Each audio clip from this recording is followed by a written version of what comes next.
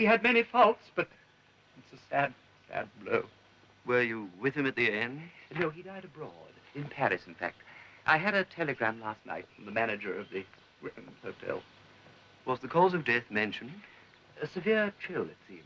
As a man, so he sure is. Charity, Miss Prism, charity. We are none of us perfect. I myself am peculiarly susceptible to drafts. Will the interment take place here?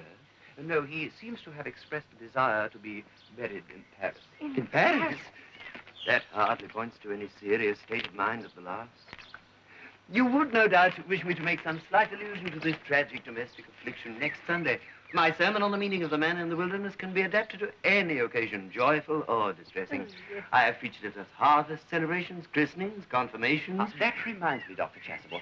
I suppose you know how to christen, all right? Well, of course, you are continually christening, aren't you? It is, I regret to say, one of the rector's most constant duties in this parish. I have often spoken to the poorer classes about it.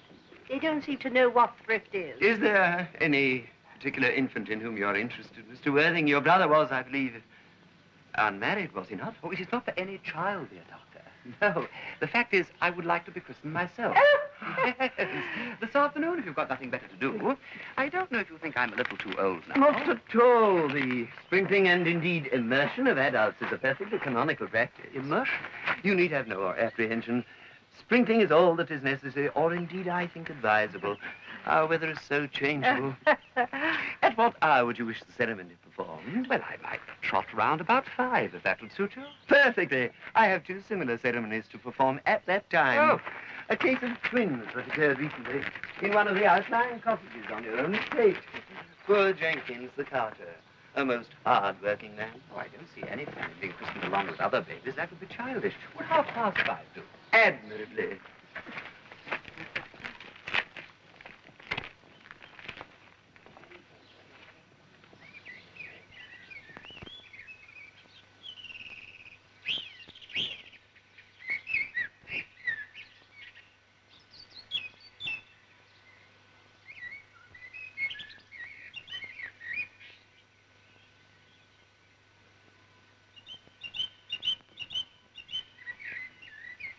Uncle Jack!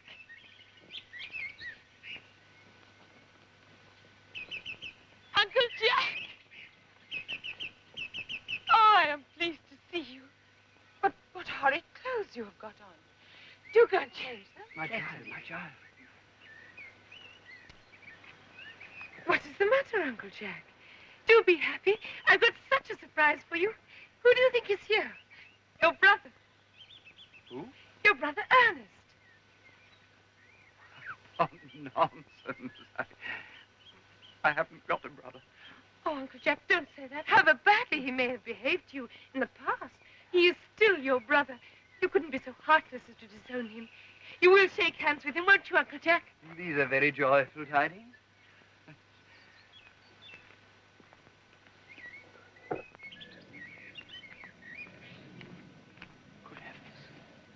Brother John, I have come down from town to tell you that I'm very sorry for all the trouble I've given you and that I intend to lead a better life in the future.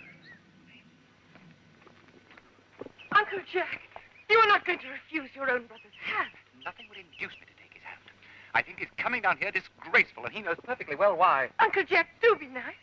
There is some good in everyone. Ernest has just been telling me all about his poor invalid friend, Mr. Bunbury, whom he goes to visit so often.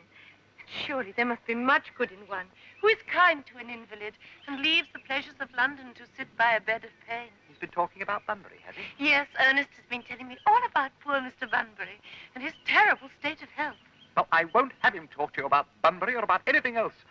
It's enough to drive one perfectly frantic. Of course, I admit that the faults were all on my side, but I must say I expected a more enthusiastic welcome than this, considering this is the first time I've been here. Uncle Jack, if you don't shake hands with Ernest, I will never forgive you. Never? Never, never, never. Well, it's the last time I shall ever do it. It is pleasant, is it not, to see so perfect a reconciliation? I think we should leave the 2 brothers together. Cecily, you will come with us. Certainly, Miss Prism. My little task of reconciliation is quite over. You have done a beautiful action today, dear child. I feel very happy. Algy, you must get out of this place as soon as possible. I do not allow any Bunburying here. I have placed Mr. Ernest's luggage in the room next to yours, sir. His luggage? 3 portmanteau, a dressing case, 2 hat boxes, and a large luncheon basket. I'm afraid I can't stay more than a week this time. Merriman, order the dog cart at once. Mr. Ernest has been suddenly called back to town. Yes, sir. Ah, you are, Jack. I haven't been called back to town at all. Your duty as a gentleman calls you back. My duty as a gentleman has never interfered with my pleasures in the smallest degree. I can quite understand that. Well, Cecily is a darling. You are not to talk of Miss Cardew like that. I don't like it. Well, I don't like your clothes. You look perfectly ridiculous in them. Why don't you go out and change? It's childish to be in deep mourning for someone who's actually staying with you for a whole week in your house as a guest. I call it grotesque. You are certainly not staying with me for a whole week. You have got to leave, and by the 4:05 train. I'm certainly not going to leave you whilst you're in mourning. It'd be most unfriendly. Will you go if I change my clothes? Yes, if you're not too long. I never knew anyone who took so long to dress and with such little result. At any rate, it's better than always being overdressed as you are. If I'm occasionally a little overdressed, I make up for it by being always immensely overeducated. Your vanity is ridiculous. Your conduct an outrage, and your presence in my garden utterly absurd. However, you have got to catch the 4:05, and I hope you have a pleasant journey back to town. This Bunburying, as you call it, has not been a great success for you. I think it's been a great success. I'm in love with Cecily. And that is everything.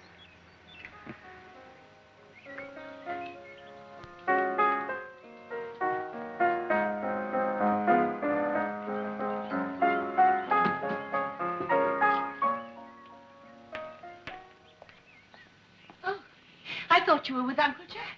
He's going to order the dog cart for me. Oh, is he going to take you for a nice drive? He's going to send me away. Then have we got to part? I'm afraid so. It's a very painful parting. It is always painful to part from people whom one has known for a very brief space of time. The absence of old friends one can endure with equanimity. But even a momentary separation from anyone to whom one has just been introduced is almost unbearable.